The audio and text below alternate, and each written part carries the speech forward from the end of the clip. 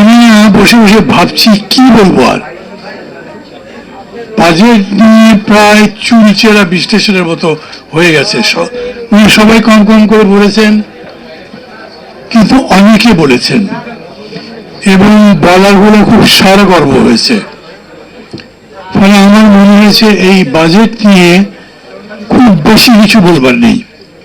তাহলে আমার যেটা অনেক বেশি জ্ঞান রাখেন বাজেট সম্পর্কে, বাংলাদেশ সম্পর্কে, বিশ্ব সম্পর্কে, অর্থনীতি সম্পর্কে, উন্নয়ন সম্পর্কে, তারা হয়তো বলতে পারবেন। আমি অত জানি না। আর তাছাড়া আমার মনে হচ্ছে, আচ্ছা বলেন তো, যা বলেছেন বক্তারা তার সাথে মত পার্থক্য করবার মতো কিছু আছে? এইটা একটা খুবই গতানুগতিক বাজেট। এই বাজেটে বৈষম্য নিরসনের কোনো ডাইরেকশন নাই।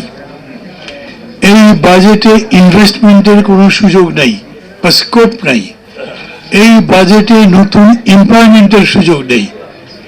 এই বাজেট কোনো রিস্ট্রাকচারিং করার চিন্তাই করেনি। এই বাজেট ট্যাক্সের উপরে কোনো পরিবর্তন আনেনি। এই বাজেট সোশ্যাল সেফটি নেটওয়ার্কের উপরেও এমন কোনো ইতিবাচক কাজ করেনি। এগুলো সবই তো সত্যি।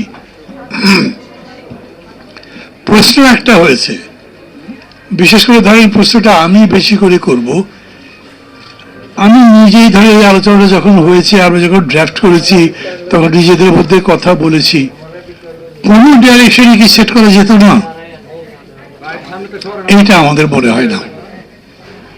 মানে আমরা যে একটা বৈষম্যহীন বা বৈষম্য বিরোধী বা যতক্ষণই সম্ভব বৈষম্য কমাতে পারি এই রকম সমাজ অর্থনীতি করতে পারি, সেটা তো সত্যি। ওভার দি ইয়ার্স, এক বছরে হয়তো হবে না, একটা সরকারের আমলে হয়তো হবে না, কিন্তু সময় লাগবে। কিন্তু আপনি যখনই যাত্রা শুরু করছেন তখনই মনি উইল শো দি ডে আপনি কোন দিকে যাবেন। এত যে বড় বড় কথা বলেছে সেটা করেনি।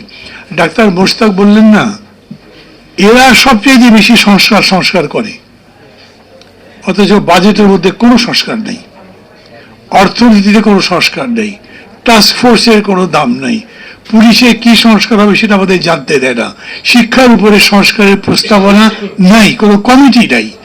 তো সব মিলিয়ে সরকারটা কি এত যে কথা বলছে এবং স্কাই হাই প্রেইজ করা হয়েছে, what a government, what a personality.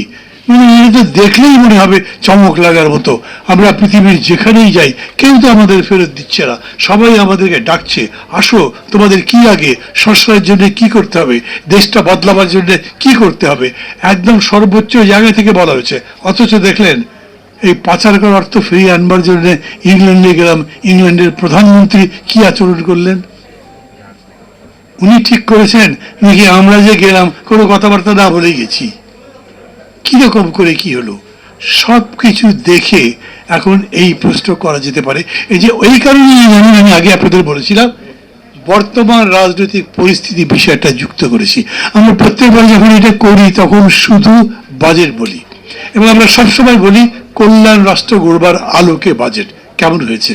কিন্তু এইবার রাজনীতির কথা বলেছি এই কারণে, একটা বিখ্যাত কথা আছে, politics is the commander of the society.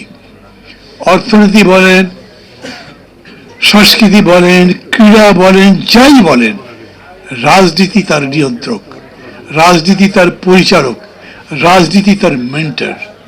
এই রাজনীতিটাই যখন ঠিক থাকে না এবং যখন এরকম হয় যে কিছু কিছু মানুষ খুবই ভদ্রলোক, successful in their own life, in their own profession, কিন্তু রাজনীতিটা বোঝে না, রাজনীতি করে না, তখন তিনি ব্যর্থ হতে বাধ্য। পরিস্থিতিটা সেরকম হয়েছে।